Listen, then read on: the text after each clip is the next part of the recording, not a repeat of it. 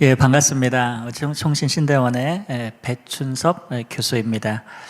먼저 하나님께서 이런 귀한 자리를 제공해 주신 것에 대해서 감사드리며 이 시간에는 역사 비평이 선교신학에 끼친 그러한 영향과 그리고 성경적 대응을 어떻게 할 것인가에 관해서 우리가 함께 논의를 하도록 하겠습니다. 특별히 해석학적 인식론이 어떤 그런 변화로 인하여서 가장 중요한 이 성경에 대한 권위를 해쳤고 그로 인하여서 선교신학계에 그러한 영향을 받은 결과가 어떻게 되었는가에 우리가 좀 살펴보면서 이에 대한 반성을 중심으로 해서 나아갈 방향을 강구하는 것이 이번 강의의 목표다라고 말씀드릴 수 있을 것입니다.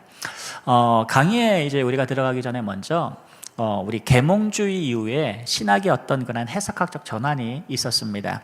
특별히 이제 역사 비평적 성경 해석이 선교 신학에 끼친 그 영향과 그리고 그에 대한 성경적 대응을 이 시간 탐구할 텐데요. historical criticism의 즉 역사적 비평의 가장 큰 특징은 뭐냐면 성경을 하나님의 계시로 우리가 보기보다는 인간 저자의 산물로 이해하면서 본문을 해체하고 그리고 성경의 권위를 상대화하는 그런 해석학적 전제를 지닌 특징을 지니고 있습니다. 자, 이런 해석은 선교의 동의를 당연히 사회윤리적인 실천이나 그리고 종교 간 대화로 전환시키겠죠. 그리고 선교의 정체성과 복음의 총체성을 약화시키는 결과를 가지고 왔을 것입니다. 특별히 이제 이번 강의는 제가 이제 남미 신학자 가운데에서도 그쪽 계통은 보통 이제 좀 굉장히 좀 진보적이고 에큐메니컬 신학자들이 많이 나오는 그런 본산지인데 하나님의 은혜인지 감사하게도 에후드 마르케스 가르시아라고 하는 그러한 남미 신학자가 구속 신학적 가운데에서 한 논문을 박사 논문을 쓴 것이 있습니다. 그게 이제 Redemptive Theology of Mission이라고 하는 선교의 구속 신학이라는 그러한 박사학위인데요. 제가 이번에 글을 읽으면서 참 물론 이제 제가 100% 동의할 수 있는 부분은 아니지만 그래도 구속 신학적 관점에서 선교 신학을 이해하려고 했다는 그런 차원을 제가 이제 높게 평가를 좀 했습니다. 그래서 그분의 논문을 중심으로 해서 성경신학과 선교신학의 어떤 통합 부분 그리고 계시 중심 해석하기에 굉장히 좀 회복이 절실하다라는 부분이 저하고 일치를 보았고 그래서 구속사적 선교신학이 어떻게 재정립되어야 될 것인가에 대한 논의를 이번 강의를 통해서 쭉 이어가도록 하겠습니다. 자, 그렇다면 이번에 강의를 시작할 때 첫 번째 우리가 문제제기가 바로 이 부분입니다. 해석학적 위기가 찾아왔다는 것이죠. 그 해석학의 위기로 인하여서 궁극에는 선교신학까지도 하나님의 말씀을 전해야 될 그 프락시스의 현장에 실천의 현장까지도 정체성을 흔들어버리는 그런 결과를 가지고 왔다라는 부분을 우리가 좀 살펴볼 필요가 있습니다. 오늘날 선교신학은 근대 이후의 해석학의 어떤 지형 속에서 정체성의 위기를 겪고 있습니다. 성경의 권위와 통일성을 해체하는 그러한 다양한 해석학적 접근, 특별히 이 historical 이 criticism이라고 하는 역사 비평은 계시로서의 그러한 성경을 하나의 인간 문헌으로 전락시키고 말았죠. 이런 해석은 신학 전반에 있어서 그 중에서 특별히 이 선교 신학에 큰 영향을 미치면서 선교를 하나님의 구속사역, 이 하나님의 구속사역으로 이해하기보다 인간의 실천적 노력이나 종교 간의 대화 그리고 사회 참여로 전환시키는 그러한 그러하는 경향을 낳고 말았습니다. 역사 비평의 방법론은 이 텍스트의 기원이나 그리고 전승 그리고 편집 과정을 중심으로 성경을 분석하면서 본문을 단일한 계시의 흐름보다는 아주 다원적이고 그리고 편집적인 구조로 해석하는 경향이 있습니다. 이로 인해서 성경은 더 이상 하나님의 말씀으로서의 권위를 갖기보다는 고대 이스라엘 공동체의 사상적이고 사회적인 표현으로 간주가 됩니다. 결국에는 선교적 권위를 그 기반 자체를 상실케 하는 그러한 악영향을 끼치게 되는 것이죠. 이런 해석학적 전제는 선교신학에서 아주 중요한 세 가지 중대한 영향을 미치게 되는데요. 가장 크게 첫 번째로는 선교의 동기를 하나님께서 계획하시고 하나님의 구원 작전 가운데에서 선교를 이해하는 것이 아니라 바로 인간 중심의 행위 중심의 어떤 선교 전략 정도로 전환시키는 그러한 악영향을 끼치고 왔습니다. 그래서 하나님의 선교가 바로 인간의 행동과 행위의 전략으로 전락되는 그러한 결과를 가져온 거죠. 두 번째로는 복음의 진리성, 그 절대적인 복음의 가치를 바로 상대화시키는 그러한 결과도 가지고 왔습니다. 그리고 마지막 세 번째가 교회의 선교적 정체성을 그렇게 함으로써 아주 희석시키는 그러한 결과를 갖고 왔습니다. 따라서 제가 이번 강의를 통해서 제가 집중적으로 이제 논의하고 싶은 부분은 바로 이런 부분입니다. 단순히 이 방법론적인 어떤 그러한 논쟁을 넘어서 교회가 선교의 주체로서 어떻게 하나님의 계시에 응답할 것인가, 그리고 성경에 기초한 선교 신학을 통해서 우리가 어떻게 복음을 증거해야 되는가에 대한 그 신학적 정체성, 소명의 문제를 우리가 다뤄보도록 하겠습니다. 따라서 본 강의는 해석학적 위기에 대한 신학적인 반성과 아울러서 선교의 본질적인 어떤 회복을 위한 이론적 그러한 기초를 제시하는 데 있다라고 말씀드릴 수 있겠습니다. 자, 그러면 우리가 첫 번째 논의해야 될 그러한 섹션은 바로 성경신학과 선교신학의 상호 관계성에 관해서 우리가 좀 살펴볼 필요가 있습니다. 그 중에서도 성경 해석의 그 중요성, 그리고 그 신학적 토대에 대해서 우리가 논의를 해야 되는데요. 첫 번째에 대한 이슈로서 바로 해석학과 신학의 관계를 우리가 면밀히 살펴볼 필요가 있습니다. 기독교 신학은 언제나 해석에서, 즉 해석학에서 출발을 했죠. 우리가 신학의 대상을 인식을 하고 바로 말로 규정하고 그 신학적 진술을 정리하는 이 모든 과정, 그것은 바로 해석학의 결과물이다, 이렇게 말할 수 있습니다. 이 점에서 신학이란 성경 해석학에 근거한 그런 종합적 인식 행위로 우리가 말할 수 있고, 따라서 신학의 토대는 해석학에 기반한다 말해도 과언이 아닐 것입니다. 특별히 선교신학은 단순히 성경 본문을 해석하는 데 그치지 않고 해석된 말씀을 실천적으로 수행하는 과정이기 때문에 해석학은 아주 중심적 역할을, 그 기능을 감당합니다. 반후쩌라고 하는 그런 개혁주의 학자가 있습니다. 이분은 신학은 단순히 교리를 정식화 혹은 정형화하는 것이 아니라 바로 텍스트 본문을 해석함으로써 하나님의 사역에 참여하는 바로 역사의 드라마 속으로 진입하는 행위다, 하나님의 구속사 안으로 들어가는 행위다라고 이야기를 합니다. 이처럼 해석학은 성경 본문을 과거의 기록으로만 머무르지 않고 현재 말씀으로 선포되게 하는, 즉 신학적 사유의 출발점이 되고 바로 동력이 된다라고 볼 수가 있는 것입니다.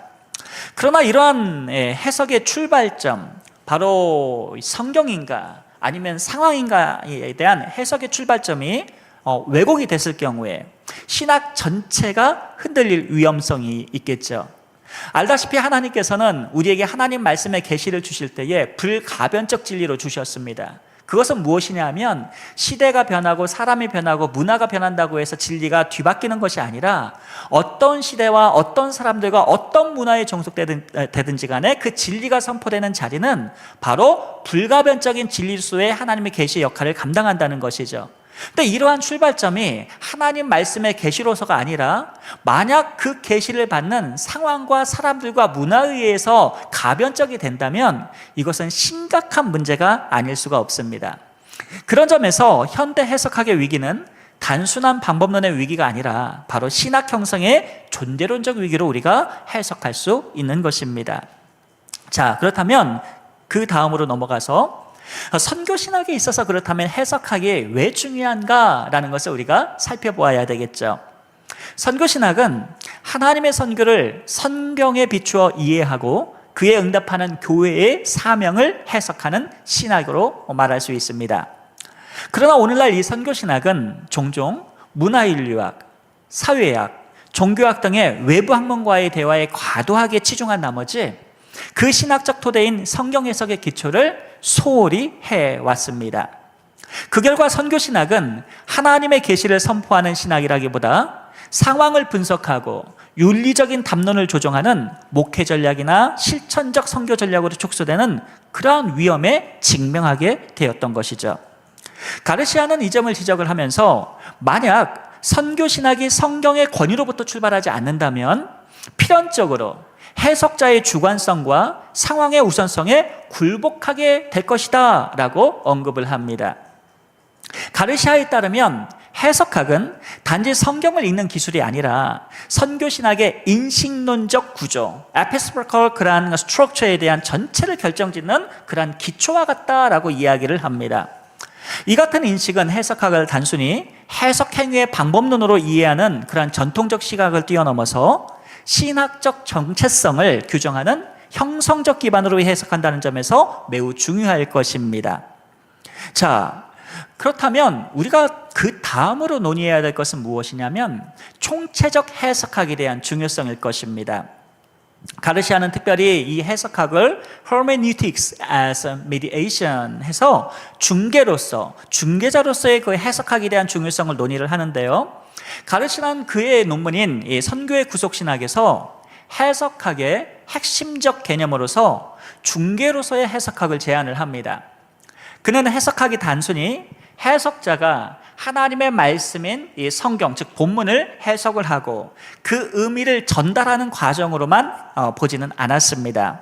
오히려 하나님과 세상, 그리고 하나님 계시와 상황, 그리고 본문인 텍스트와 그 본문의 텍스트를 해석하는 해석 공동체를 연결하는 성령의 중개작용이다, 이렇게 해석학을 인식을 했습니다. 이것은 해석학이 선교 신학이 통합적 신학 구성의 핵심이 되어야 된다는 것을 의미하는데요. 가르시아에 따르면 해석은 단순히 텍스트의 이해가 아니라 텍스트를 통한 바로 참여에 있다, 실천적 참여에 있다라고 강조합니다.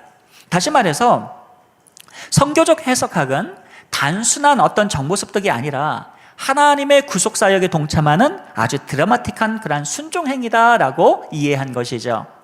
따라서 이 선교 신학의 총체적 해석학은 다음과 같은 세 가지 특성을 지니게 됩니다. 한번 보시죠. 첫째는 바로 계시 중심성입니다. Revelational centrality. 계시가 왜 중요하냐면 해석은 하나님의 자발적 계시를 수용하는 청취의 자리가 되어야 된다는 것이죠. 인간이 만들어내는 해석이 아니라 하나님께서 주신 그 주어진 해석으로서의 계시의 중심성을 강조하는 것입니다. 따라서 해석자는 이런 하나님의 계시의 말씀 앞에서 굉장히 겸손한 자세로 존재해야 된다는 것을 의미합니다. 두 번째로는 ecclesial mediation, 바로 공동체 지향성이라는 그러한 특징입니다. 해석은 개인의 영적 직관이나 이성의 산물이 아니라 성령의 인도 아래에서 공동체적인 분별과 순종 속에서 이루어져야 된다는 것인데요. 이것이 교회사를 우리가 통해서 보게 되면 개인의 영적 직관이나 이성적 산물로 만들었을 때에 무수한 많은 그런 이단들이 나왔고, 그리고 심지어는 하나님을 인정하지 않는 그러한 종교의 색채도 나타나게 되었습니다. 그런 점에서 봤을 때에 계시 중심성이면서 공동체의 지향성이라는 것은 굉장히 중요한 그런 부분입니다.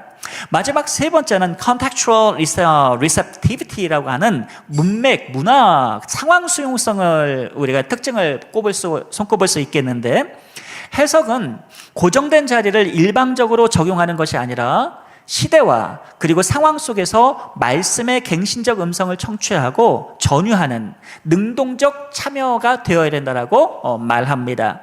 이처럼 가르시아는 총체적 해석학을 통해서 역사 비평적 방법이 아니라 역사 비평적 방법을 따르게 되면 자연스럽게 해체적, 성경을 다 해체하는 해체주의적인 경향이 나타나기 때문에 그것을 비판하고 또 다른 대안을, 원래 있었던 하나님 말씀 중심에 대한 그러한 대안을 제시를 합니다. 그는 말하기를 우리는 더 이상 성경을 해체하는 것이 아니라 성경 안으로 참여해야 된다. 그래서 participation, not dissection 이라는 그러한 문구를 강조합니다. 이런 가르시아의 반응을 우리가 생각해 봤을 때에 선교신학의 정체성을 회복하는 아주 핵심적 통찰, 그것은 역시 성경으로 회귀, 그리고 성경으로 백투 바이블로 가야 된다는 그런 계시의 존중성을 우리가 생각해 볼 수 있는 것입니다. 자, 그 다음으로 우리가 논의해야 될 부분들은요, 성경 해석과 선교적 실천이 어떻게 연계되어 있는가를 우리가 좀 살펴볼 필요가 있습니다. 가르시아는 선교를 단순히 교회 외적 활동으로만 보지 않았습니다. 말씀의 성육식전 실현, 바로 incarnational realization으로 우리가 이해를 할 수가 있겠는데요, 성육식적 실현으로 선교를 규정한 것은 컨텍스트 가운데서 선교를 이해하는 것이 아니라 하나님의 계시, 하나님의 말씀을 통해서 선교를 이해해야 된다는 가장 기본적인 핵심 내용입니다. 이런 점에서 해석학은 선교의 시작점이자 선교 신학의 존재론적 근거가 되는 것이죠. 성경은 선교를 위한 단순한 도구로서 사용돼선 아니 됩니다. 성경은 바로 선교 자체의 기반이고 근거이고 궁극적 목표가 되어야 하는 것이죠. 다시 말해서 선교는 성경을 바르게 해석하고 순종하는 과정이 되는 것이고, 해석학은 선교를 향한 성령의 감동과 참여를 열어주는 관문으로 이해해야 합니다. 자, 이러한 관점은요, 전통적인 해석학과 hermeneutics, 그 다음에 theology, 신학, 그리고 praxis, 실천의 어떤 선형적 구조를 뛰어넘어서 해석학과 선교적 실천이 서로 내포하는 순환적 구조, 한마디로 말해서 intellectual, correlated된 그런 서로 연관된 순환적 구조를 강조하는 것을 말합니다. 즉, 선교는 해석학에 영향을 주게 되고 해석학은 선교에 영향을 주는데, 무슨 이야기냐면 선교 신학을 할 때 우리가 실천적인 그러한 삶 속에 하나님의 복음을 전하는데 현장에 무관한 그러한 선교 신학을 만들 수는 없고, 해석학도 마찬가지죠. 이 해석학이 현장에 도움이 안 되는 그러한 해석학이 아니라 이러한 현장과 이론이 서로 맞물려 있는 순환적 구조를 염두하고 신학이 이루어져야 된다는 것을 말씀드립니다. 곧 성경을 선교적으로 읽는 것과 선교를 성경적으로 살아내는 것은 서로 분리될 수 없다. theory와 이론과 그 다음에 praxis, practice라는 이 실천은 서로 분리된 것이 아니고 이원화된 것이 아니고 함께 intellectual하게 서로 영향을 주는 순환적 구조에 해당한다는 내용입니다. 그래서 선교신학은 이러한 순환을 인식하고 해석과 실천 사이의 창조적인 긴장이 지속적으로 반영이 되어야 되는 것이죠. 이상 살펴봤던 것처럼 성경 해석학은 선교신학의 형성과 실천에 있어서 아주 필수 불가결한 토대로 볼 수가 있습니다. 특별히 역사 비평이 이 해석학의 중심 자리를 차지하면서 성경의 권위와 구속적 메시지가 약화된 그러한 현재, 이 해석학의 재정립은 선교신학의 재정립과 아주 직결되는 그러한 이슈 사안입니다. 가르시아가 제시했던 이 중개로서의 해석학은 성경과 그리고 공동체, 현실을 통합하는 그러한 선교적 해석학의 핵심으로서 오늘날 선교신학이 시급히 요청되는 뉴 패러다임이다, 새로운 패러다임이라 볼 수가 있을 것입니다. 자, 그 다음으로 우리가 한번 논의해 볼 부분은요, 성경신학과 선교신학의 신학적 통합을 어떻게 이룰 것인가라는 그러한 이슈입니다. 먼저 성경신학의 개념과 범위에 대해서 우리 한번 살펴보겠습니다. Biblical Theology, 즉 성경신학은요, 성경 전체의 구속사적 흐름에 따라서 하나님의 계시가 시간의 지남에 따라서 점진적으로 드러나는 과정을 해석하는 신학입니다. 그래서 우리는 이 개혁파는 성경을 해석할 때 주로 God's redemptive history, 즉 구속사 가운데에서 성경을 해석했던 것이죠. 그 통일성과 중심축을 규명하는 학문이 바로 이 Biblical Theology, 성경신학으로 우리가 볼 수가 있습니다. 종종 시스테미컬 어떤 그런 시스테믹 theology, 조직신학을 보게 되면 이 성경신학과 조직신학과는 구별이 됩니다. 성경신학은 시대적 문맥적 흐름 속에서 하나님의 행하심을 드러내고, 신학을 인간의 철학적 체계보다도 하나님의 자기계식 속에서 형성된 신앙의 역사로 파악하는 경향이 두드러지게 됩니다. 예를 들어서 제임스 바르라는 학자는요, 성경신학을 이렇게 정의합니다. 성경 저자들의 사유 방식과 구조를 현대 독자가 재구성하여 신학적으로 통합하는 작업이다. 이렇게 비블리컬 티올로지를 정의를 하고, 우리 개혁파 학자인 게알더스 보스라는 학자는 성경신학을 가리켜서 계시의 역사적 발전에 대한 신학적 성찰이다, 이렇게 파악을 합니다. 그런 점에서 이 성경신학의 이 핵심은 성경을 다층적 문헌의 어떤 집합 정도로 보는 것이 아니라 하나님 자신의 구속사역을 드러내는 통일된 내러티브로 이렇게 이해를 합니다. 오늘날 크리스토퍼 라이트나 여러 이제 학자들은 고힌이나 이제 메타 내러티브다, 거대 담론이다, 뭐 이런 얘기를 많이 하는데 전부 구속사와 관련된 그런 용어인 거죠. 이러한 전제는 성경신학이 선교신학과 긴밀히 결합될 수 있는 토대를 제공하는데, 그 이유는 하나님의 계시 자체가 미시오, 바로 보냄이라는 그러한 파송이라는 동적 행위 안에서 주어지기 때문입니다. 그래서 전통적으로 우리가 선교가 무엇이냐라고 했을 때, 원어적으로 접근했을 때는 아포스톨로스에서 따른 동사 아포스텔로, 그리고 라틴어에서 보내는 미토, 보내다, 여기에서 이제 미션이라는 그런 용어가 주어지게 됩니다. 자, 그 다음 우리가 한번 살펴볼 것은요, 성경신학의 실천적 확장으로서 우리가 선교신학을 우리가 한번 살펴봐야 되는데, 성경신학이 하나님의 구속계획을 문헌적으로 정리했다면 선교신학은 그것을 교회와 세상 속에서 실천하는 방식으로 적용하는 적용신학이다, 이렇게 우리가 이해할 수 있습니다. 곧 선교신학은 성경신학의 공간화된 확장이라 말할 수 있는 것이죠. 이 성경신학을 이 세상 속으로 확장시켜서 적용시키는 학문이 바로 선교신학인 것입니다. 예를 들어서 바울은요, 자신의 사역 전체를 이사야서, 특히 이사야 49장 6절에 보게 되면 이방의 빛으로 삼으리라 라는 그런 메시지를, 예언을, 사도행전 13장 47절에 보게 되면 그것을 예언의 성취로 구속론적 가운데서 이해를 합니다. 바울은 하나님의 약속이 유대인을 뛰어넘어서 이방인에게까지 그 말씀이, 예언이 확장된 것으로 이해를 했고, 특별히 창세기 아브라함 언약을 모든 민족을 향한 복음의 기초로 갈라디아 3장 8절에서 이해를 해석을 했습니다. 자, 이런 해석들을 보게 되면 단순히 구약의 문맥을 확장시킨 그러한 신학이 선교신학이 아니라 바로 성경신학에 대한 공간의 확장과 문맥의 확장과 그리고 현장으로의 확장을 시키는 것이 선교신학이다라는 것을 이해할 수 있습니다. 쉽게 말하면 성경신학과 선교신학은 뗄래야 뗄 수가 없는 학문이라는 것이죠.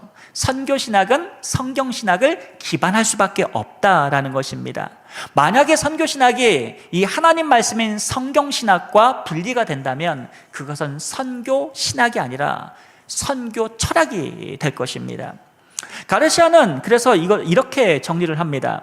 하나님의 구속 역사는 단절된 신학 체계가 아니라 계시와 그리고 그 계시를 선포하는 복음의 선포, 그리고 그 선포를 통한 그 선교의 실천이 통합된 거대한 어떤 구속사적 흐름이다라고 설명을 합니다. 그래서 선교신학은 이러한 하나님의 구속사의 흐름에 실천적으로 참여하는 신학입니다라고 정의를 하는 것이죠. 자, 그렇다면 우리의 고민은 이것입니다. 어떻게 이러한 신학을, 선교신학과 이 성경신학을 통합해야 될 것인가, 이에 대한 제안을 한번 좀 말씀을 드리겠습니다. 가르시아는 선교신학을 단순히 성경신학에 기반한 응용신학으로만 축소시키지는 않습니다. 그는 오히려 선교신학은 성경신학을 갱신하고 재구성하는 대화의 장이 되어야 된다고 주장을 하는데요, 이를 위해서 그는 이 Redemptive Theology of Mission, 즉 선교의 구속신학을 다음에 4가지의 구조로 제안을 합니다. 첫째는 계시적 신학입니다. Revelational Theologing을 해야 되는데, 이런 계시적 신학은 성경을 divine한 어떠한 revelation, 즉 그 신적인 계시로 이해를 해서 해석자의 전제와 한계를 성경의 조명 안에서 성찰해야 된다. 즉 계시가 가장 중요한 부분입니다, 이렇게 말하는 것이죠. 그 다음에 이러한 계시를 기반으로 redemptive practice, 즉 구속적 실천이 다리가 놓여져야 되는데, 이런 하나님의 구속 행위가 실천적 선교 사역 안에서 구현되는 것을 말합니다.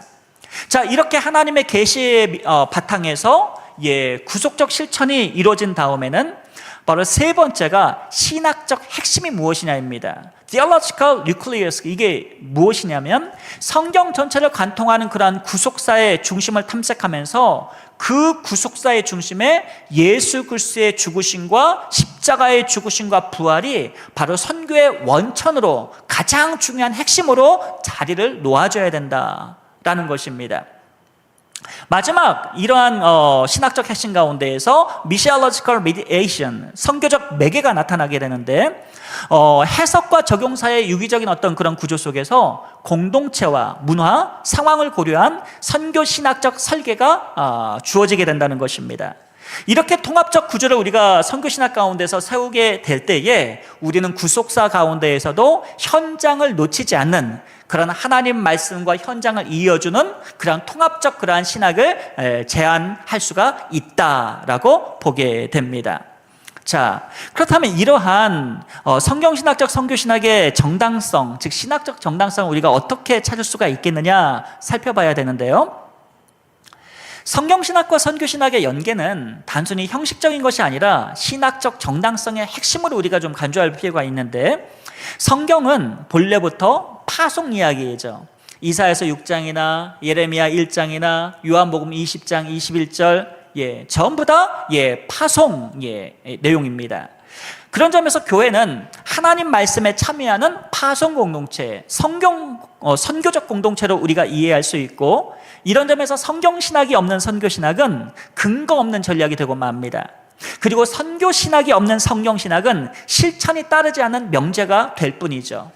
한마디로 말해서 선교신학과 성경신학이 분절되거나 분리되거나 이원화된 상황은 그것은 신학과 실천과는 아무런 유익이 없는 그저 떠도는 철학에 불과하게 된다라는 사실입니다.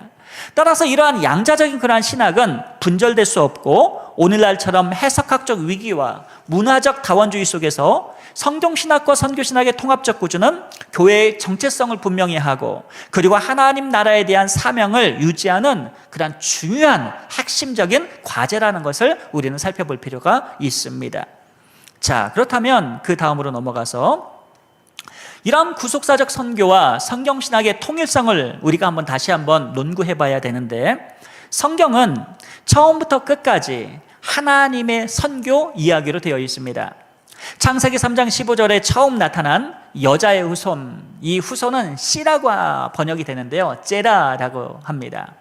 제가 요즘 쓰는 책이 이 제라 신학, 즉 언약 신학에 관해서 제가 책을 쓰고 있는데, 아담 언약, 노아 언약, 아브라함 언약, 그 다음에 모세 언약, 다윗 언약, 그리고 예레미야 새 언약까지 하나님께서는 이 후손에 대한, 여인의 후손에 대한 이 신학이 쭉 일괄되게 언약 가운데에서 통일되게 이어지게 됩니다. 그리고 시간이 흘러가면서 그것이 제라가 점점점 더 분명해지게 되죠. 지금 새 언약을 좀 쓰고 있는데, 이 새 언약이 궁극적으로 예수 그리스도의 오심으로 인해서 예언이 성취가 되고, 그리고 이 언약이 예수님의 오심으로 끝난 것이 아니라 교회의 사명으로 주어지게 되어서 여전히 still going on 하고 있다는 것입니다. 언제까지? 요한계시록 7장 9절에 있는 하나님의 백성의 그 마지막 주님 오시는 컨서메이션, 주님의 재림시키기까지 이 선교는 그대로 언약신학은 이어지게 되고, 그리고 예수님께서 재림하시게 되면 더 이상 선교를 하고 싶어도 할 수가 없는 예배의 공동체의 영속성으로 남아지게 됩니다. 그때까지 우리는 선교가 그치지 않는 것이죠. 다시 본론으로 들어와서 이러한 여자의 후손의 약속은 하나님의 구속사의 시작의 기점이 되고, 이것은 곧 열방을 향한 복음의 씨앗이 됩니다. 그리고 아브라함 언약은요, 창세기 12장 1절부터 3절 보게 되면 너를 통해 모든 민족이 복을 받을 것이라는 이 선언을 통해서 선교적 관점을 분명히 드러내게 됩니다. 이런 선교적 흐름은 이스라엘 역사 속에서 선지자들의 외침과 예수 그리스도의 오심과 오순절 성령 강림, 그리고 사도행전의 복음 전파 등으로 이어지게 되면서 요한계시록에서는 모든 민족과 방언과 백성과 나라에서 나온 무리들이 보좌 앞에 서서 하나님을 찬양하는 종말론적 환상 가운데서 요한계시록 7장 9절에서 완성이 됩니다. 이런 성경 전체가 하나님의 선교라는 단일한 구속사적 테라의 존재함을 의미하고요. 가르시아는 이러한 흐름을 가리켜서 성경 중심의 선교신학이다 이렇게 주장을 하는데, 이것은 이미 우리 개혁파 안에서, 구속사 안에서 이미 우리가 언약신학 가운데서 발견되는 그러한 부분들입니다. 자, 성경은요, 그런 점에서 봤을 때 단순히 선교를 지시하는 문헌이 아니라 성경의 말씀 자체가, 하나님의 구속사 자체가, 그 언약 자체가 선교의 이야기이고, 성경을 읽는 일은 그 선교적 사건에 참여하는 것이라고 우리가 말할 수 있을 것입니다. 자, 그렇다면 오늘 강의의 꽃이라고 할 수 있는 역사 비평과 선교 신학의 그런 관계성에 대해서 우리가 한번 살펴봤습니다.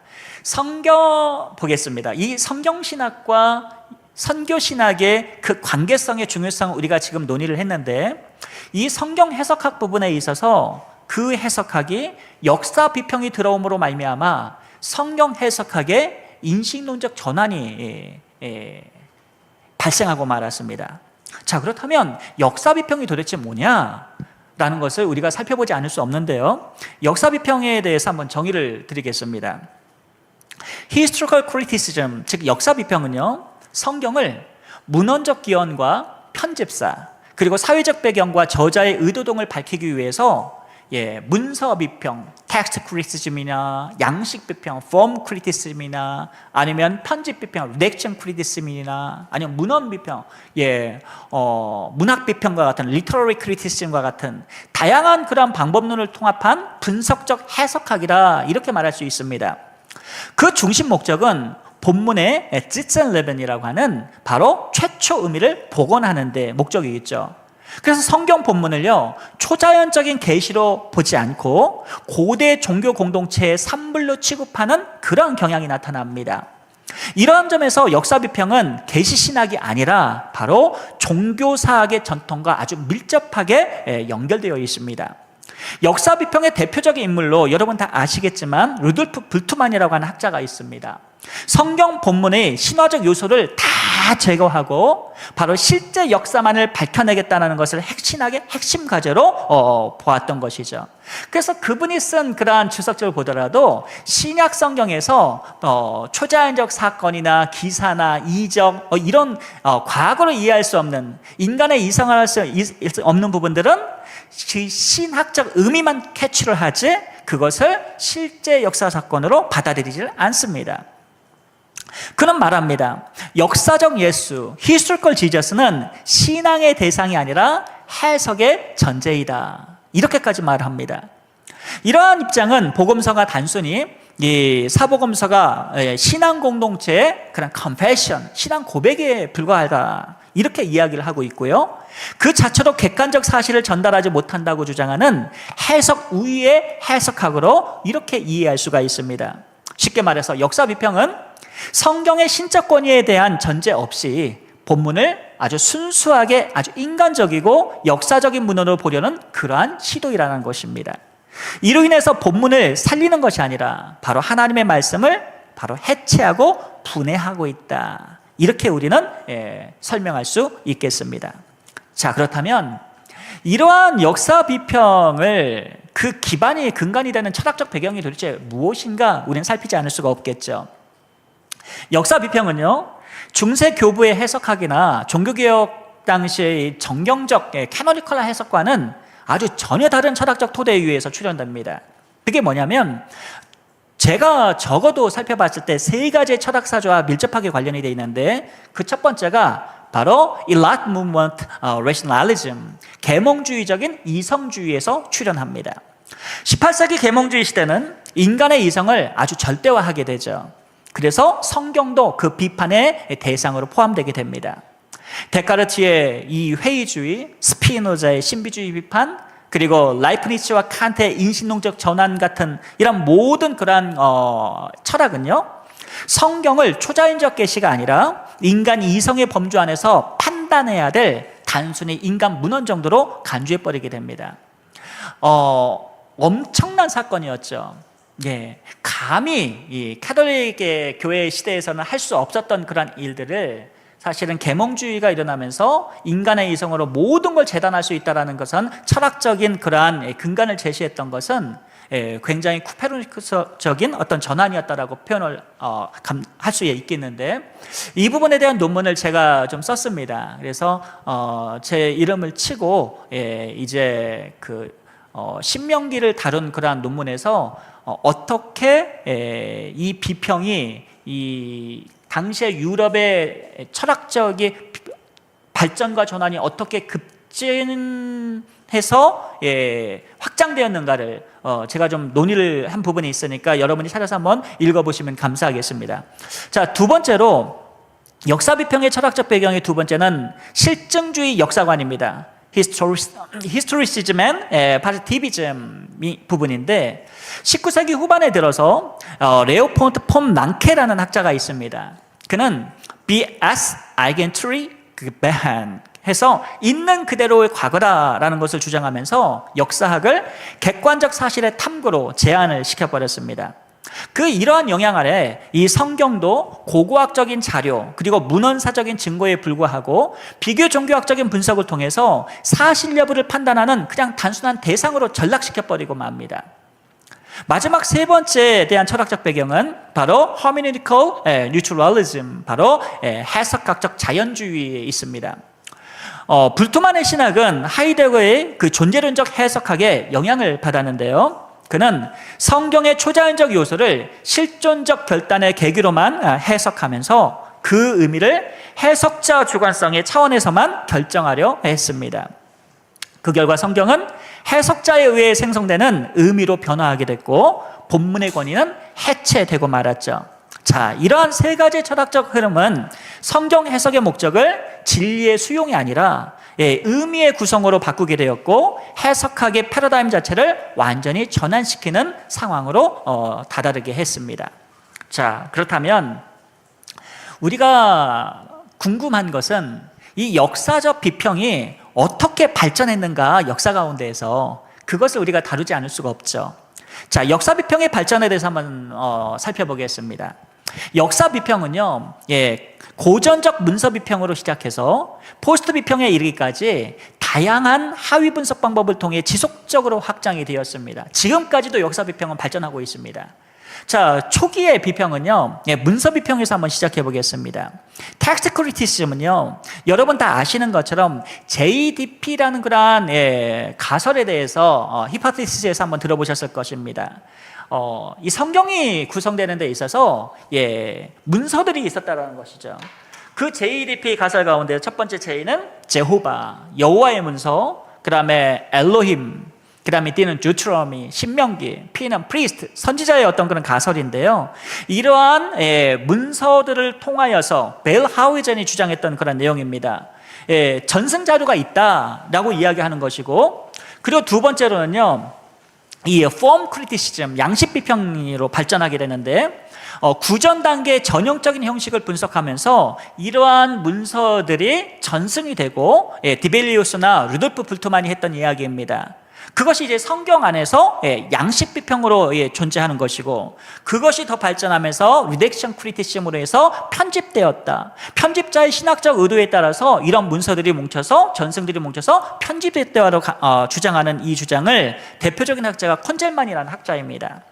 그리고 전승 비평이라는 게 있습니다. 트레디셔널 크리티시즘에 대한 내용인데, 보른캄이라고 하는 학자는 공동체 신학이 본문 형성에 끼친 영향이 있다, 이것을 분석하는 것입니다. 즉 해석자가 이 본문에 참여했다라고 보는 것이죠.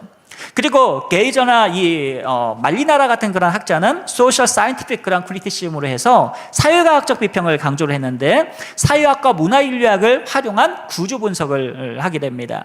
자, 이러한 방법론은요, 본문을, 텍스트를 더 깊이, 더 자세히 알려고 시도를 했지만 종종 본문을 해체하고 구성 요소로 분리하는 방식으로 아주 흐리게 되었고, 성경신학과 선교신학에 아주 탄탄한 그런 긴장을 불러일으켰습니다. 더 나아가서 20세기 후반의 이후에 역사 비평은 포스트 모던 해석학과 결합하게 되면서 이 deconstructive criticism, 즉 해체주의 비평이 나오게 되고, 그 reader response methodology를 이용한 reader response criticism이라는 독자 반응 비평이 나오게 됩니다. 이 본문도 제가 논문을 한번 썼기 때문에 한번 찾아 읽어보시면 좋을 것 같고요. 그 다음에 post colonial criticism이라고 해서 탈식민주의적인 비평 등으로 확장이 됐습니다. 자, 오늘날에는 이것이 뭐 실용주의, 해체주의를 뛰어넘어서 실용주의를 넘어가서 여러 가지 비평 방식으로 계속 확장이 되고 있는 그러한 상황입니다. 자, 이들의 기존의 역사 비평이 지닌 그러한 객관성의 의문을 이제 제시를 하면서 이러한 비평은 궁극적으로 성경의 권위를 해체시켰다. 그리고 성경을 절대성을 상대화시켰다. 이러한 악영향, 부정적인 영향을 끼치게 되었다는 것은 우리가 사실 부인할 수 없는 그러한 사실일 것입니다. 자, 그런 점에서 봤을 때에 우리가 역사 비평의 한계에 대해서 우리가 한번 논의를 해야 되거든요. 자, 역사 비평은 본래 성경의 역사성을 보다 정확하게 밝히고자 하는 그런 열망에서 출발을 한 건 맞습니다. 하지만 그 핵심 전제를 살펴봤을 때, 즉 초자연적인 계시를 부정하거나 성령의 어떤 그러한 조명을 배제시키거나 본문과 독자를 단절시켰다라는 것은 결국 성경을 살아있는 하나님의 말씀의 계시로서 경험하지 못하도록 만들었다는 것을 의미합니다.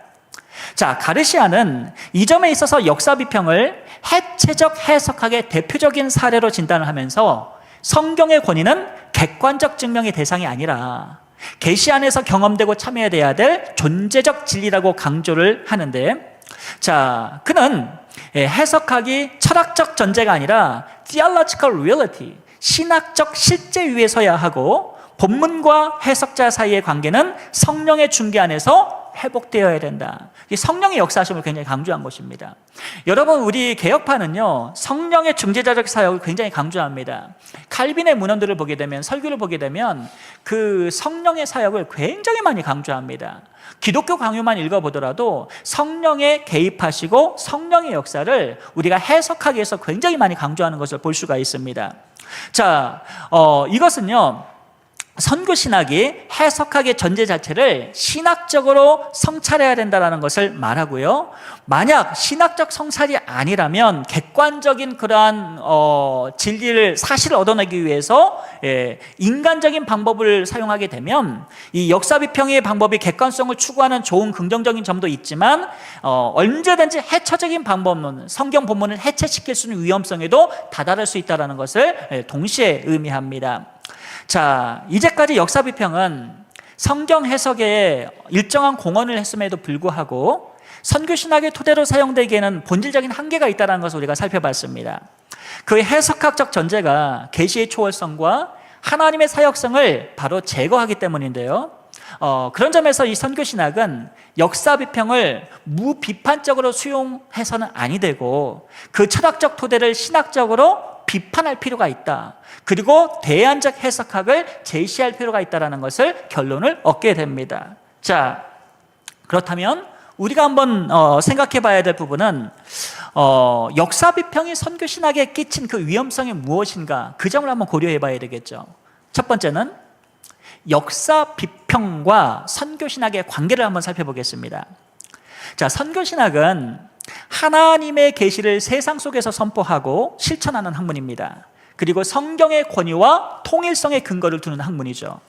그러나 역사 비평은 그 출발점부터 성경을 초월적 계시가 아니라 고대 문헌 아니면 사회적 산물 등으로 간주함으로써 선교 신학의 그 정체성 근간을 흔들어 버리고 말았습니다. 성경이 더 이상 하나님 말씀이 아니라 인간의 경험으로 이해가 될 때에 선교의 동기와 선교의 내용과 선교하는 전략의 방식 모두가 다 다시 한번 성찰해야 되는, 재정립해야 되는 그런 요구를 받게 되는 것이죠. 이런 점에서 데이빗 보시는 선교신학 형성에 있어서 역사 비평이 이 결정적 이정표였다, 이렇게 평가를 합니다. 그러면서 역사 비평의 부작용에 대해서 그는 이렇게 경고를 합니다. 역사 비평은 복음의 절대성과 영소성을 상대화함으로써 선교신학을 상황적 분석의 지점에만 묶어두려는 경향을 보였습니다. 이렇게 말합니다. 그의 말은 선교가 더 이상 하나님 중심의 구속사로서가 아니라 특정 특정 공동체의 인식적 틀, 그 사람들의 문화적 구조에 따라서 해석하고 조정되는 그러한 가변적인 것이 되고 말았다라고 그 위험성을 지적한 것이죠. 자, 두 번째는요, 역사 비평이 그렇다면 선교신학에 끼친 그 위험성, 악, 영향이 무엇인가? 세 가지를 한번 손꼽아 볼 수가 있겠는데요. 현재까지 역사 비평 발전으로 인해서 선교신학에 끼친 폐해는 다음과 같이 제기될 수 있습니다.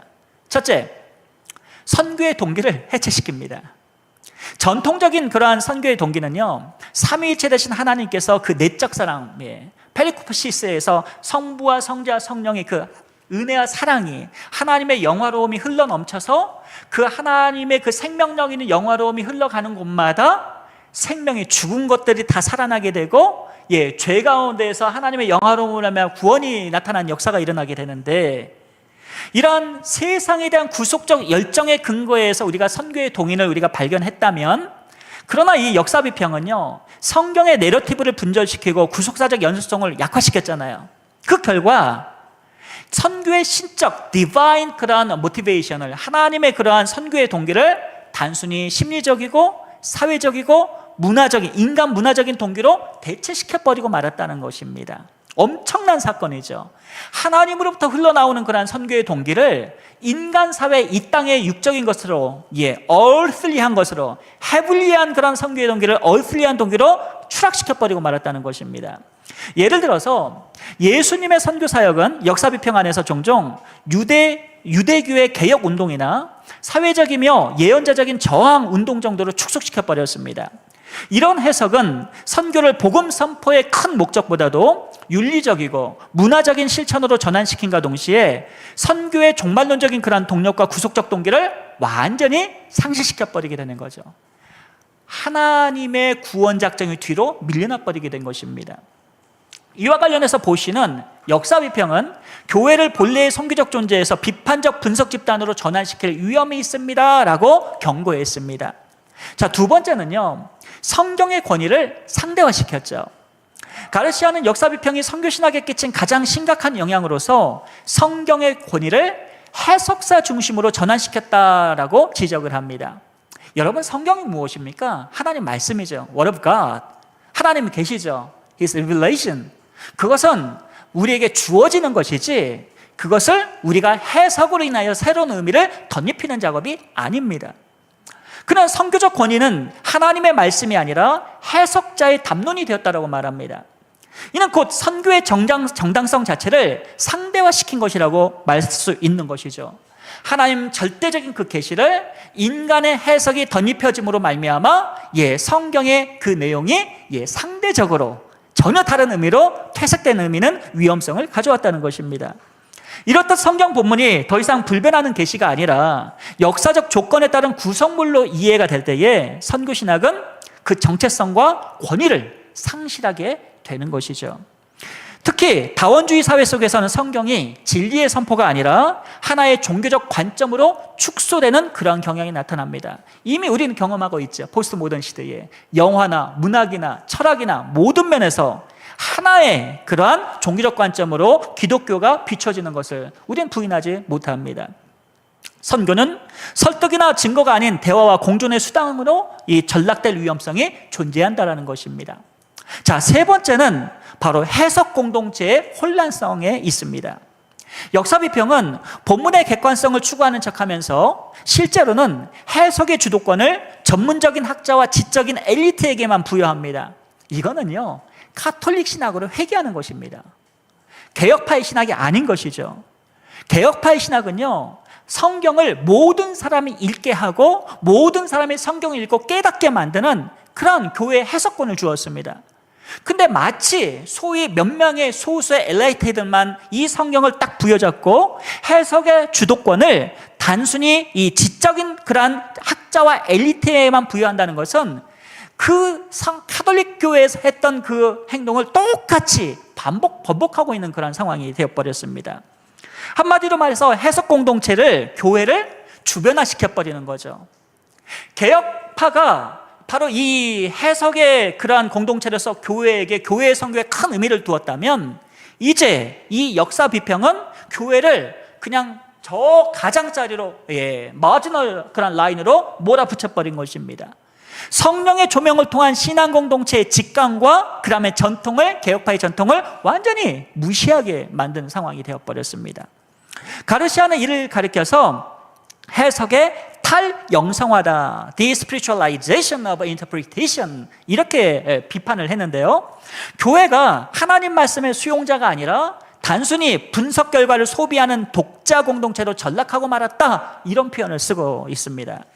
이로 인해서 선교 현장에서 성경은 더 이상 살아있는 말씀이 아니라 고대 비평학자들의 견해가 집약된 문헌으로 간주가 되고 실천적, 즉 선교할 수 있는 실천 동력을 상실하게 되었다, 이렇게 그 위험성을 제시를 합니다.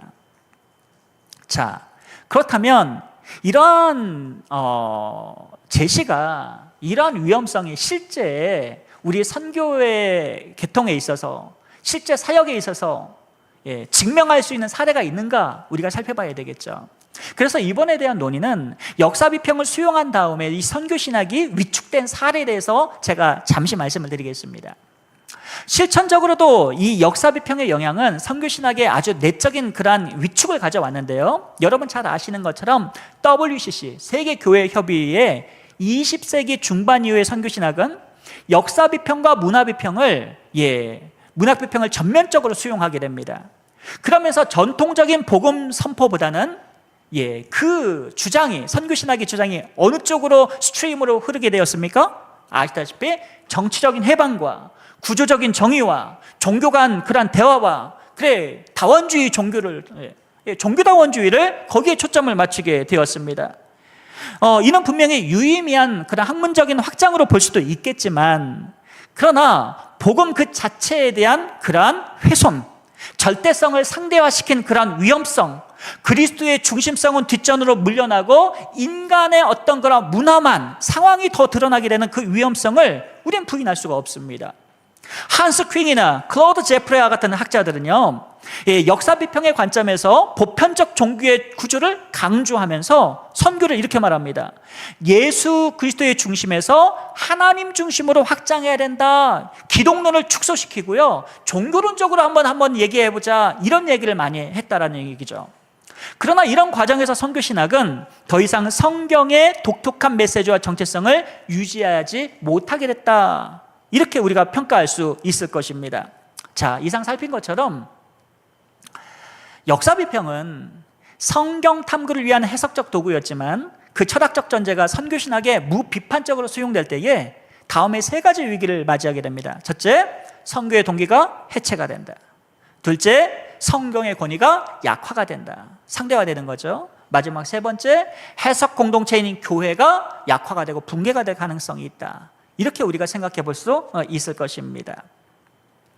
자, 그렇다면 그 다음 오늘 강의의 두 번째 꽃이라고 할 수 있는 성경 권위의 회복에 관해서, 그리고 구속적 선교신학에 대한 대응에 관해서, 해석학적 대응에 대해서 우리가 논의를 해보겠습니다. 역사 비평의 기저에 깔린 그러한 실증주의나 계몽주의, 이성주의, 그리고 이 해체주의적인 전제들은 성경을 초월적 계시가 아니라 인간 문화로 환원시키는 결과를 발생시켰습니다. 이런 흐름은 단지 해석학의 문제로 그치지 않고, 그리고 선교신학의 근본적인 정체성과 동기를 약화시켰는데요, 성경이 하나님의 구속적 선교의 선언으로 갖는 그러한 권위가 상대화되었고, 그로 인해서 선교 자체가 하나님의 주권적 사역이 아니라 인간 중심의 문화적 대화나 종교 간 그러한 조정의 문제로 축소되었습니다.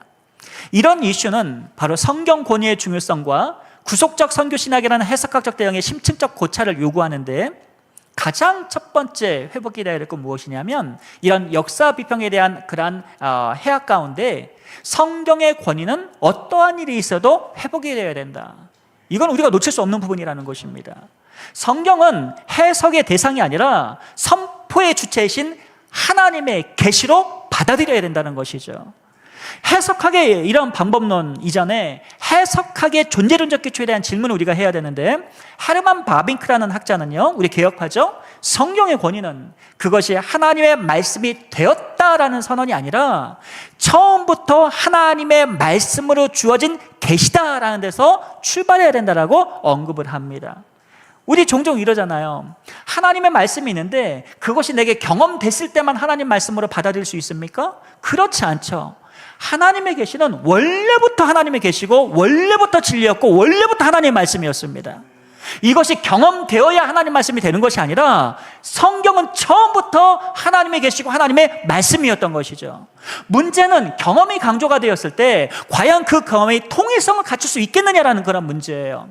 저기 아프리카 사람, 라틴 사람, 한국 사람, 아시아에서 동남아, 동북아 사람들에게 이 계시는 다르게 경험이 되어질 수가 있습니다. 그들의 문화 세계관에 맞게. 그럼 그때서야 하나님의 계시를 인정하겠느냐라는 문제가 아니라는 거죠.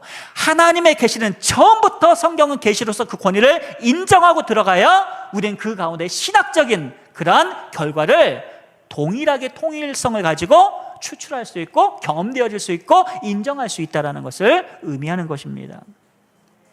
그래서 성경의 권위는 세 가지 차원에서 구조화해야 되는 거죠. 첫 번째, 누구도 부인할 수 없는 삼위일체론적 권위를 우리가 성경 안에서 우리가 인정해야만 합니다. 성경은 단순히 기록된 문서가 아니라 성부의 계획과 성자 하나님의 실현과 성령 하나님의 적용을 담고 있는 삼위일체적인 하나님의 redemptive 어떤 behavior, 구속적 행위의 산물이다. 이렇게 우리가 이해할 수 있습니다. 따라서 해석은 삼위 하나님의 자기 계시에 대한 신적인 응답이 되고, 해석자는 이 계시의 장엄함 앞에서, 하나님의 계시 앞에서 무릎 꿇는 존재로 겸비해야 된다는 것을 말합니다. 둘째는 언약 신학의 권위입니다. 여러분, 하나님의 구속사에서 언약을 빼면 그 핵이 빠진 것과 같습니다. 가르시아는 성경의 구조를 언약적 기반과 흐름으로 이해하는데요, 창조 언약과 노아 언약과 아브라함 언약, 모세 언약, 다윗 언약, 새 언약, 그리고 신약에 이르기까지 이러한 언약 구조는 단순히 역사적 사건의 연속이 아니라 하나님의 구속 오지를 보여주고 하나님의 선교의 목적을 보여주고 이것이 성문화된 계시적 구조로서 성경이 해석되는 것을 말합니다. 그래서 제가 이제 지금 하나님의 구속사 가운데에서 이 언약 중심으로 제가 책을 지금 저술을 하고 있는데, 선교신학적 관점에서 이걸 창세기부터 계시까지 쫙 보여주었을 때에 그 가운데 나타난 구속사의 중요성, 언약의 중요성, 그리고 현재까지 실현이 되고 그리고 교회의 선교에 대한 중요성이 자연스럽게 강조가 됩니다. 오늘날 에큐메니컬 학자들은요, 그 미시오 데이, 하나님의 선교를 바로 미시오 에클레시오룸, 교회의 선교하고 분리하는 경향이 주로 나타나게 됩니다. 이렇게 되었을 때 나타나는 현상은 굉장히 무시무시한 결과가 나타납니다.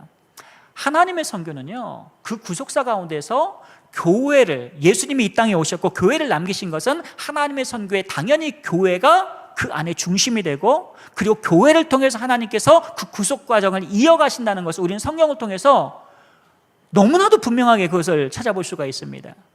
근데 이것이 텍스트를 새롭게 역사 비평 그 후예들, 그 발전되는 그런 다른 그런 비평들에 의해서 이것이 무시되거나 이것이 희석되게 됐을 때에는 이런 하나님의 그러한 구원이 이상한 철학적 방향으로 다르게 신학화될 수 있는 위험성이 나타난다. 얼마든지 우리는 살펴볼 수 있는 것이죠. 자, 그런 점에서 성경은 하나님의 언약 문서이고, 이에 대한 그러한 교회의 순종은, 하나님 택한 백성의 순종은 선택할 부분이 아니라 바로 하나님의 관계에 있어서 아주 본질적인 부분이다라는 것을 우리가 생각해 볼 수가 있습니다. 자, 세 번째 성경의 권위에 있어서 캐리그마적 수행의 권위입니다.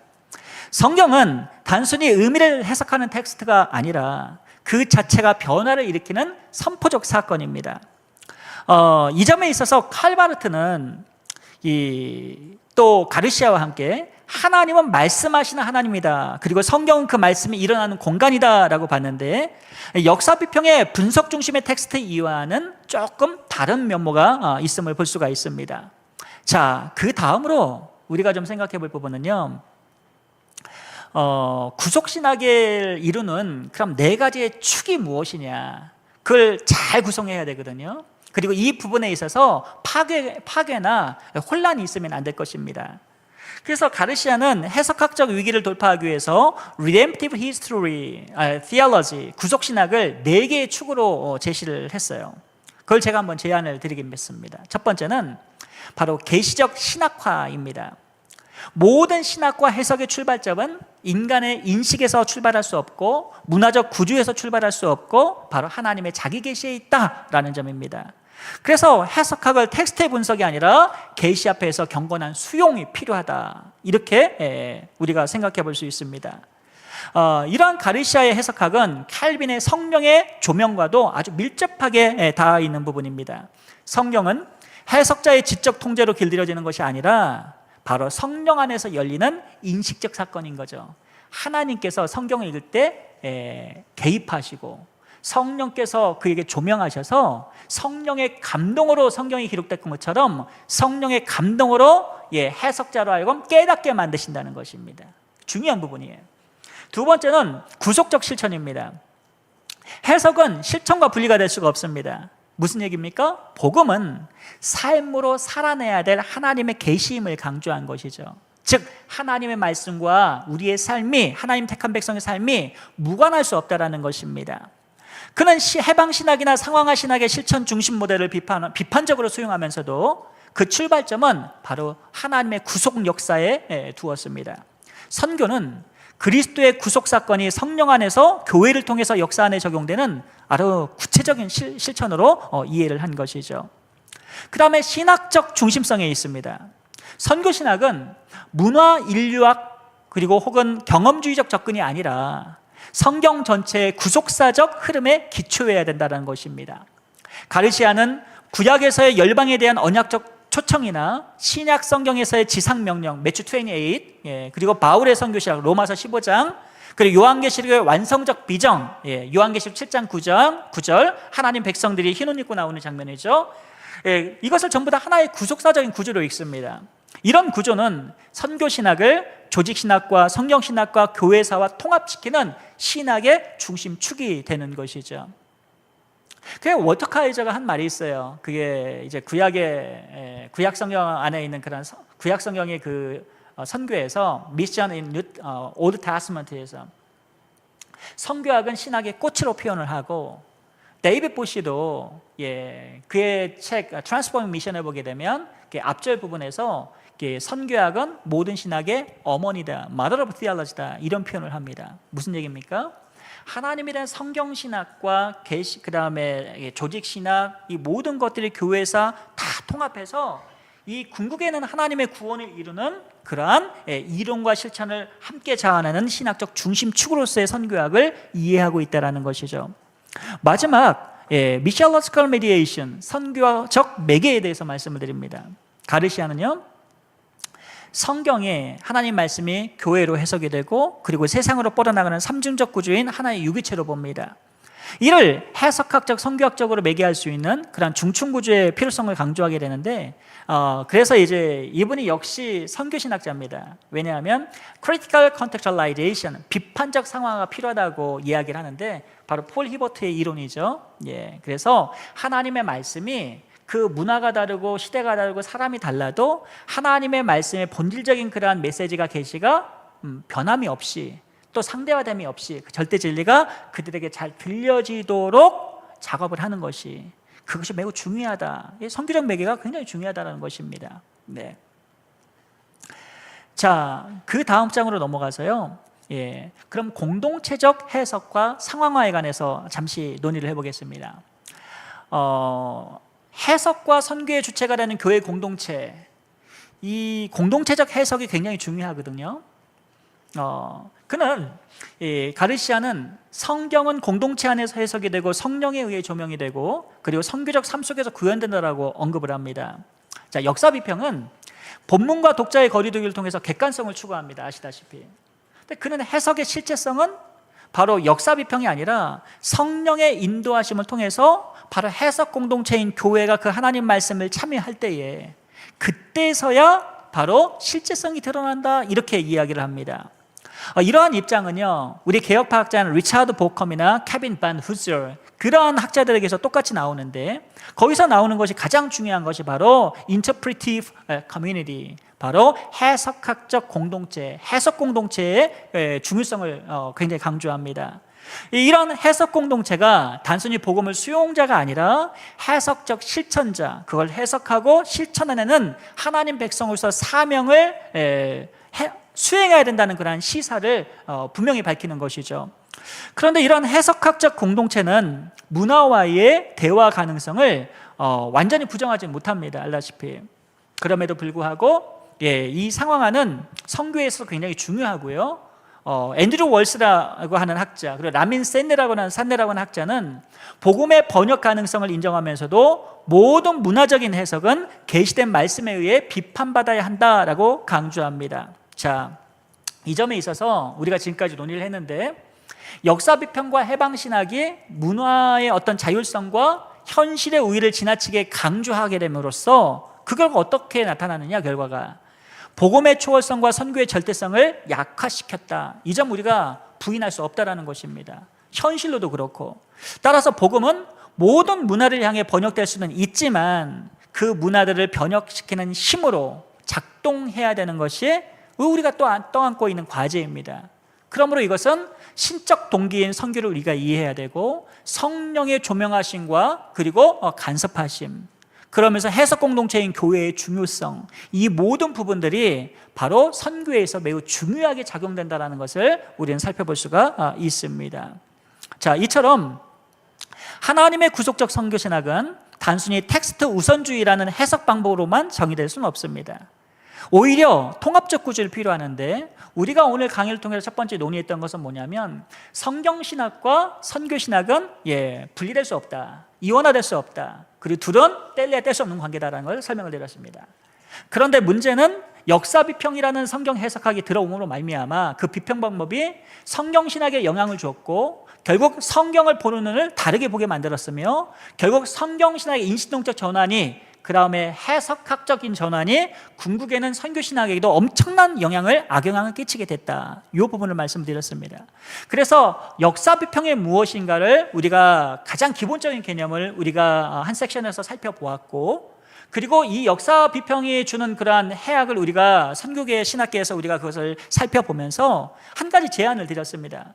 어떤 일이 있어도 무너지지 않는 4개의 축을 지켜야 된다. 바로 성경의 권위부터, 그 다음에 교회의 중요성, 이 모든 것들을 다 우리가 다시 한번 재고해 보았습니다.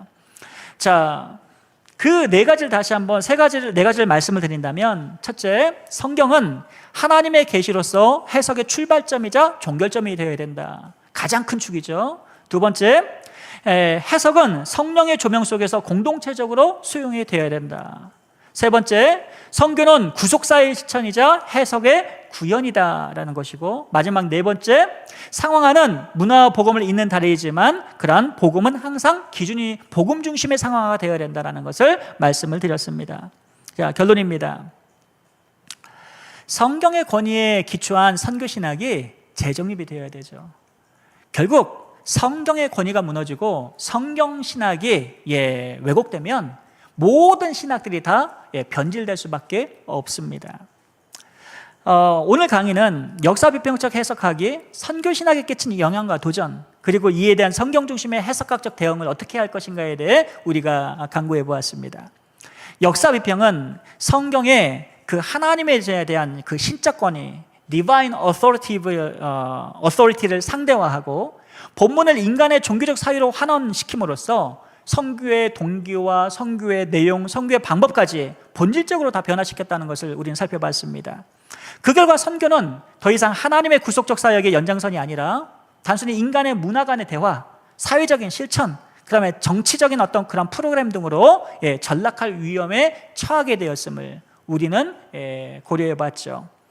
자, 이에 대한 대항으로 저는 가르시아의 그런 그 선교의 구속신학을 내용을 좀 잠깐 빌려와서 강의를 했는데, 궁극적으로 이 성경의 어떤 그런 권위가 굉장히 중요하고, 통일성, 구속사의 구조 회복, 그리고 선교신학을 성경신학과 통합하는 방향식으로 이론적인 전환을 제안을 드렸습니다. 그리고 하나님의 구속사적 선교신학은 성경을 미시오데이에 대한 해석학적 기초로 보면서, 하나님에 대한 선교의 기초로 보면서 선교를 교회의 정체성과 사명 안에 통전적으로 재정립이 해야 된다. 즉 하나님의 말씀 가운데, 텍스트 가운데 주어진 그러한 개념으로 4개의 축을 구축하고 통합할 필요가 있다. 이렇게 결론을 내드렸습니다.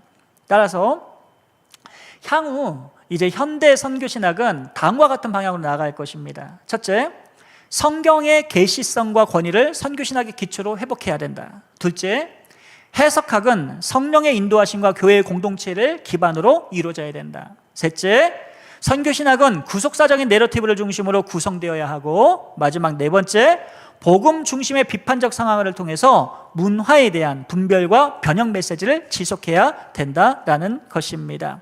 자, 이러한 통합은 단지 이론적인 어떤 명료성을 뛰어넘어 실제 교회가 선교 현장에서 복음을 어떻게 해석하고 어떻게 복음을 선포해야 될 것인가, 바로 하나님 백성의 선교적 삶과 관련된 직결되는 그러한 이슈일 것입니다. 그래서 성경 중심의 선교신학은 궁극적으로 교회가 하나님의 선교에 대해 어떻게 동참하실 것인가에 대한 정체성에 대한 그러한 과제이기도 하고, 이 시대를 향한 선교적 그러한 실천의 토대가 될 것이 분명합니다. 오늘 강의는 여기까지 마치도록 하겠습니다. 감사합니다.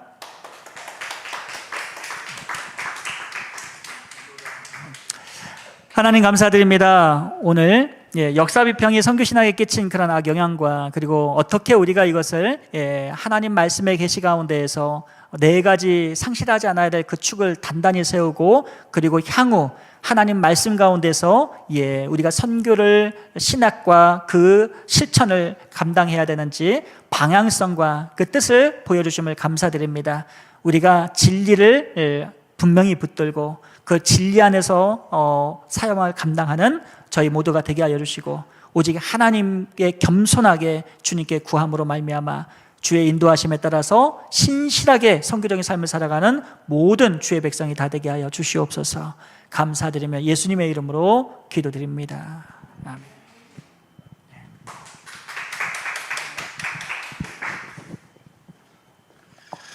네, 오늘 우리 배춘섭 교수님께서 선교학 분야에서 그 역사 비평이 가지는 그런 해학을 선교신학자로서 잘 정리해 주셨고요. 그 다음에 이러한 상황에 대해서 우리 성경 믿는 교회, 특히 한국교회가 어떻게 성경적으로 대응해야 하는지도 체계적으로 아주 잘 정립을 해 주셨습니다. 이 선교학 분야에서 들어오고 있는 이런 정말 비성경적인 선교신학들이 선교학을 굉장히 많이 오염시키고, 사실은 전 세계 선교학을 이렇게 주도하고 있는 상황에서 성경의 신적 권위를 전제로 해서 비평학이 선교학에 미친 해학을 학자로서 이렇게 체계적으로 이렇게 논문을 통해서, 강연을 통해서 밝힌다는 것은 결코 참 쉬운 일이 아닙니다.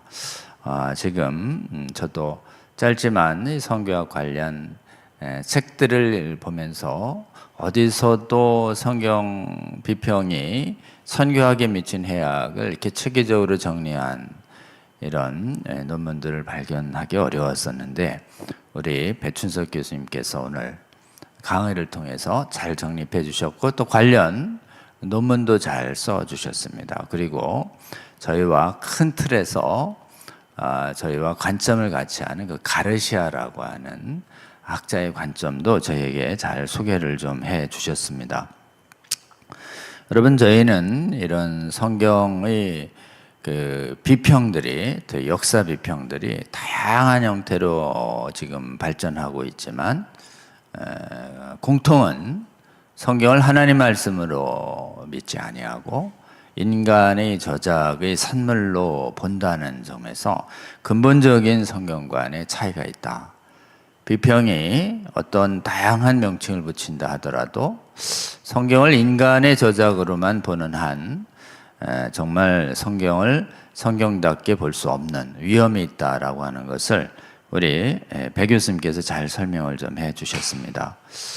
이렇게 본다면 이 선교학에서 크게 세 가지 해학을 미쳤다라고 정리해 주셨습니다. 하나는 정말 성경의 그 신적 권위를 이렇게 훼손시키면서 첫 번째로 약화된 게 선교 신약에서는 선교 자체의 동기와 의미가 하나님이 부여하신 거룩한 영혼 구원의 생명의 사역이다라고 하는 의미가 사라지고, 하나님이 부여하신 거룩한 사명이 사라지니 인간이 가치 있게 진행하는 윤리적 도덕적인 사역으로 전락되게 된다라고 하는 것이죠. 그래서 동기가 사라지니까 비평신학이 영향 미친 선교신학이 자리 잡은 곳엔 선교사들의 파송이 급감될 수밖에 없는 것입니다.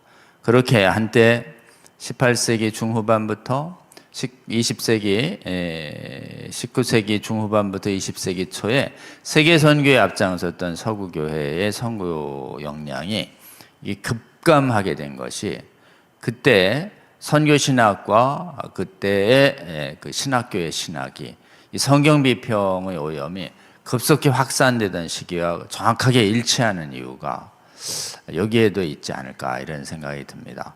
우리 배 교수님께서 역사 비평이 선교학에 미친 가장 큰 해악은 선교의 동기와 의미를 붕괴시킴으로써 선교 역량 자체가 붕괴되어 버리는, 그 다음에 성경의 권위를 상대화시킴으로써 기본적으로 인간이 복종하고 순종하지 않아도 되는 메시지를 담은 책으로 보는, 여러분, 권위의 상대화가 지금 자기가 동의하지 않으면 믿고 따르지 않을 수도 있다라고 하는 결론으로 도달하고 있기 때문에 기본적으로 믿음의 근본적 붕괴를 가져오게 되고, 세 번째로는 해석 공동체인 교회의 붕괴로 이어졌다라고 이렇게 잘 정확하게 진단해 주셨습니다.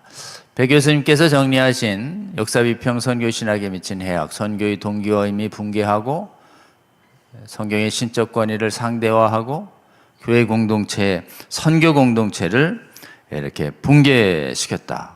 그래서 이 큰 해악의 뿌리가 역사비평으로부터 시작했다. 역사비평의 이 해석학에서 시작해서 실천적인 이런 선교신학까지 영향을 미쳤다라고 아주 정확하게 진단을 좀 해 주셨습니다.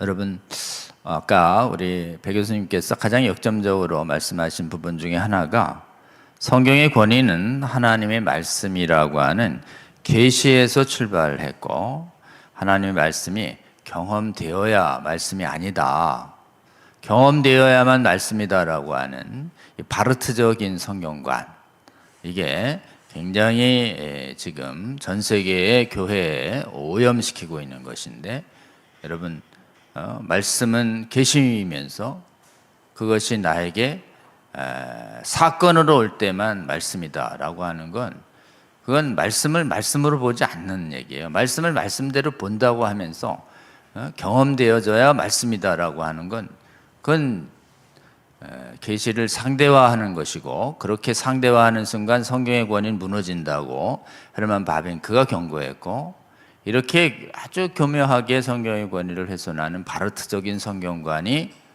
여러분 선교신학을 망치고 있는 WCC가 채택하고 있는 성경관의 핵심이다. 그래서 저희가 의도적으로 기획하진 않았지만 다음 주에 우리 김근식 켈빈대 총장님께서 WCC 신학에 대해서 말씀을 해 주실 텐데요. WCC 신학의 그 주제는, 핵심은 사실은 선교신학입니다. 그래서 오늘 배춘석 교수님의 강의를 잘 듣고 이어서 우리 김근수 총장님의 강의를 들으신다면 아주 큰 도움이 될 것이다, 이런 생각을 좀 해봅니다. 우리 배 교수님께서 결론적으로 내주신 게 있습니다. 정말 성경적으로 대응하려면 첫 번째는 성경의 신적 권위를 회복하고 이것을 가장 최초의 출발점에 둬야 한다. 그러니까 성경의 신적 권위를 전제해야 한다.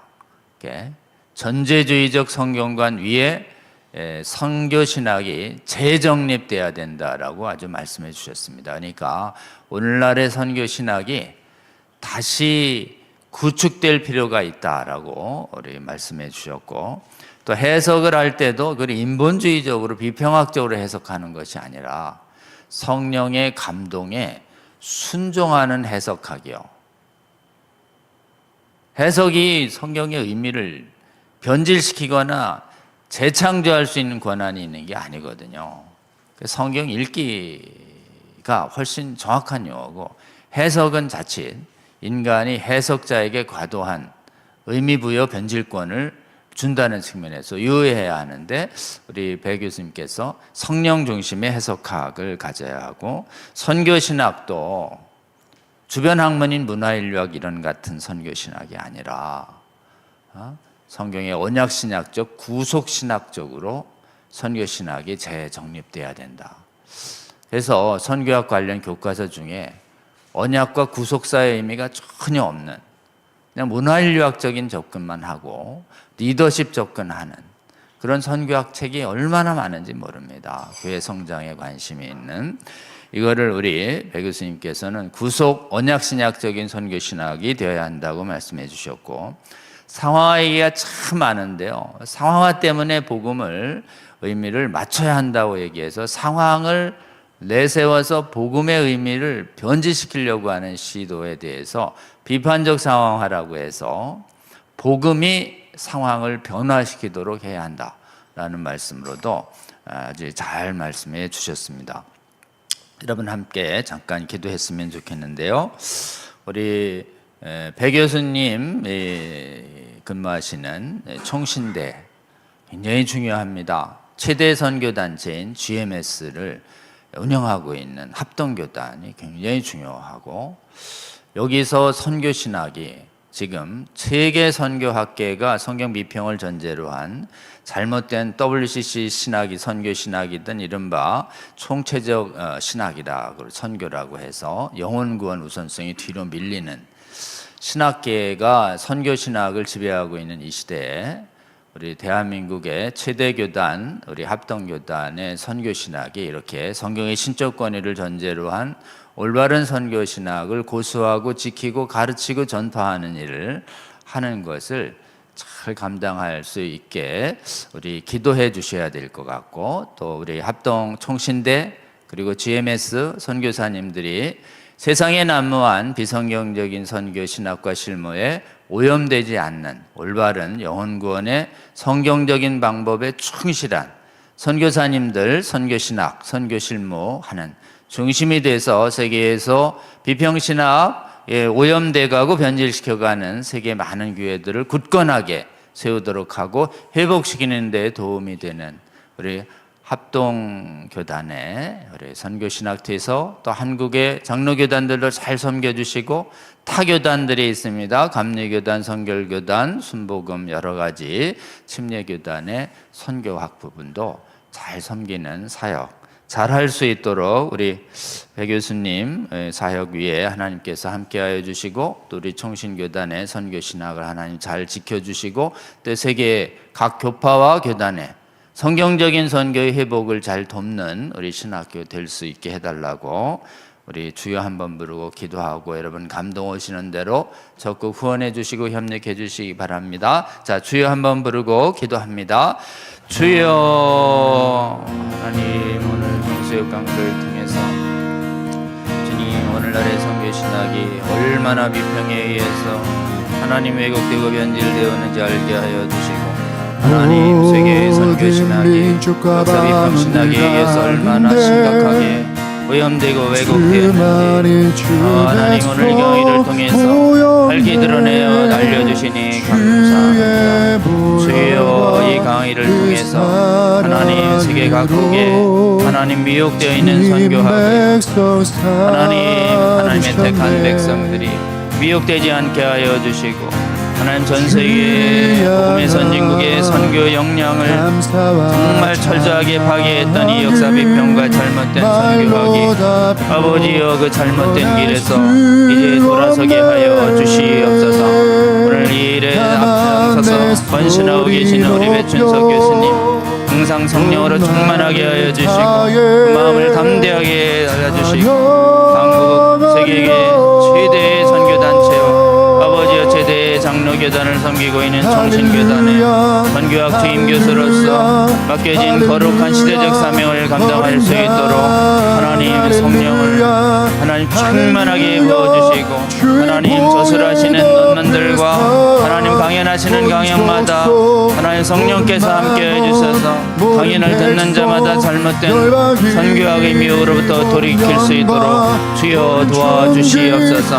하나님 영혼을 구하는 이 선교학 분야가 마귀의 아버지여 획책으로 말미암아 잘못된 선교신학과 잘못된 역사신학과 잘못된 성경신학으로 말미암아 얼마나 왜곡되며 영혼 구원을 위한 하나님의 성경적 선교로부터 멀어져서 수많은 아버지여 선교 사역자들이 아버지여 영혼 구원을 위한 성경적 선교역을 하지 않은 채 엉뚱한 것에 하나님 시간과 노력과 삶을 낭비하고 있는 오늘날의 시대의 참담한 상황을 보게 됩니다. 주여 하나님 이를 돌이키게 하여 주시옵소서. 우리 배춘석 교수님 굳게 잡아주시고 하나님 합동교단을 굳게 잡아주셔서 주님 정말 세계의 아버지여 선교학과 선교단체들과 선교사님들을 올바른 성경신학으로 섬길 수 있도록 하는데 배 교수님과 합동교단 아버지 잘 하나님 정말 이렇게 사용하여 주시고 한국의 수많은 교파들과 세계 각국의 아버지 선교학 돌이키고 회복시키는데 귀하게 사용하여 주시옵소서. 예수 그리스도의 이름으로 기도합나이다. 아멘. 다음 한번 또 광고 드리겠습니다. 우리 성수협에 이제 출범해서 매번 이렇게 정기 강론을 한 지가 한 1년째 돼가고 있습니다. 김근수 총장님 강의하고 또 김희석 교수님께서 강의하고 나면 그 다음엔 이제 우리 성수협 2년차 되시는 강사님 포스터가 바뀔 예정인데요. 원래 우리 배춘석 교수님이 2년차 강사님으로 예정돼 있었는데 사정상 이렇게 앞당겨서 이렇게 강의를 하게 됐습니다.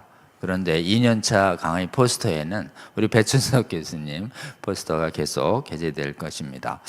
여러분 우리 성수협 강의가 작긴 하지만 굉장히 중요한, 그리고 이번에 런던 가서 세계 각국에서 기도하시는 분들 만났을 때 세계 각국에서 이 성수협 강의를 잘 듣고 있다고 이렇게 큰 격려의 말씀을 해주시는 분들이 많았습니다. 비록 조회수가 몇천 또 몇만에 이르지는 않지만 이 강의가 세계 하나님 사랑하고 성경 사랑하고 교회를 사랑하는 분들에게 많은 도움을 주고 있는 것 같습니다. 여러분 이 강의에 또 감동되시는 대로 여러분이 섬기시는 교회의 유튜브 채널에도 계속 올려주시고 또 여러분이 교제하고 있는 믿음의 이 동역자들에게도 적극 권장을 해주셔서 오늘날 성경의 신적 권위를 위협하는 수많은 외부의 학문들과 교회 내부의 거짓 신학으로부터 우리 믿음을 오염당하지 않고 잘 지켜내는 데 사용될 수 있도록 우리 성수협 강의 공유 운동에 여러분 적극 참여해 주시고 관심 있으시면 여기 있는 전화번호로 연락 주시면 저희 간사님들이 강의 동영상을 여러분 채널에 공유하는 걸 도와드리도록 이렇게 하겠습니다. 그리고 2년 차에 우리 성수협 정기 강론을 위해서도 여러분 적극적으로 기도해 주시고 동참해 주시며 좋은 강사님 있으시면 또 저희 업무폰으로 연락을 해 주셔서 정말 성경의 신적 권위를 지켜내고 올바른 믿음과 신앙을 확장시키는 데 좋은 강사님들 이렇게 교회 내에 알려주실 수 있도록 연락해 주시길 바랍니다. 다음으로요. 우리 매주 지금 말씀하신 것처럼 성경을 바로 읽기, 해석학 분야에서 지금 거짓된 이런 신학들과 교리들이 지금 교회를 미혹시키고 있기 때문에 성경에 비평과 대적하는 성경의 신적 권위를 전제로 해서 예수님이 가르쳐 주신 대로, 교회의 역사가 가르쳐 주신 대로 성경을 바로 읽어가는 성경 순종 성경 읽기 저희 매주 제공하고 있습니다. 오늘도 6시 반부터 제공할 텐데요. 지금 창세기 읽기 진행하고 있습니다. 그리스도와 함께하는 영생 구원의 복음 전파를 위한 성도들의 전쟁과 승리, 결국은 선교적 관점에서 보면 그리스도와 함께하는 선교할 때 하나님께서 성도들에게 기대하시는 전쟁과 기대하시는 승리가 있다.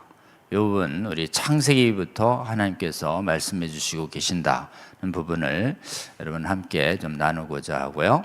또 최근에 저희 여러분의 은혜로 언약도 여행 다녀오고 또 웨스트민스터 표준 교리 문서의 형성 전후 과정에 대해서 하나님께서 많이 배우게 하셔서 관련해서도 여러분께 한번 받은 은혜를 나누도록 하겠습니다. 함께 시청해 주시기 바랍니다. 다음이요.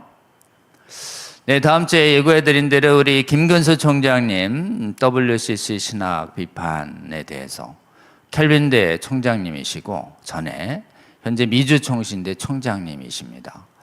우리 신약학 아주 권위자로서 정말 이렇게 성경의 신적 권위를 강조해 오신 신학계의 굉장히 원로이십니다. 이분께서 아마 이번에 WCC 신학 비판이라는 주제로 여러분에게 귀한 강의 제공해 주실 것입니다. 성수협 창립식에도 오셔서 이것이 이 운동이 아주 필요하다고 역설해 주시고 격려해 주셨던 귀한 한국교회 지금 신학자님이십니다. 여러분 다음 주 강의를 위해서도 기대해 주시고 꼭 동참해 주시기 바랍니다. 다음이요. 네, 오늘 43회 성수협 창립일 거의 1주년의 즈음에서 아마 제가 기억하기로는 한국에서 역사비평이 선교신학에 가져온 해악을 이렇게 공적으로 또 글적으로 논문과 강연을 통해서 거의 처음으로 말씀해 주신 우리 배춘섭 교수님의 귀한 강의를 제공할 수 있게 돼서 감사를 드립니다. 여러분 이 강의 조금 성도님들이 듣기에는 약간 낯선 학문적 용어들이 적지 않지만 여러분 다시 한번 좀 천천히 들어보시면 무슨 의미인지 또 이해하실 수 있게 되고 또 이 선교학 분야가 굉장히 중요하다. WCC나 로잔이나 다 선교학을 중심으로 모인 세계적인 교회 단체인데 이 단체들이 정말 우려스러운 내용들이 많이 들어가 있는 것이 다 이 선교학 문제일 수 있다. 이런 부분들 관련해서 우리 배 교수님의 강의를 잘 들어주시고 세계 선교학계가 가야 할 바른 방향을 제시해 주신 이 강의를 널리 이렇게 잘 공유해 주시고 전파해 주시면 좋겠습니다. 긴 시간 여러분 함께 해주신 여러분 감사드립니다. 그러면 우리는 또 다음 주에 뵙겠습니다. 고맙습니다.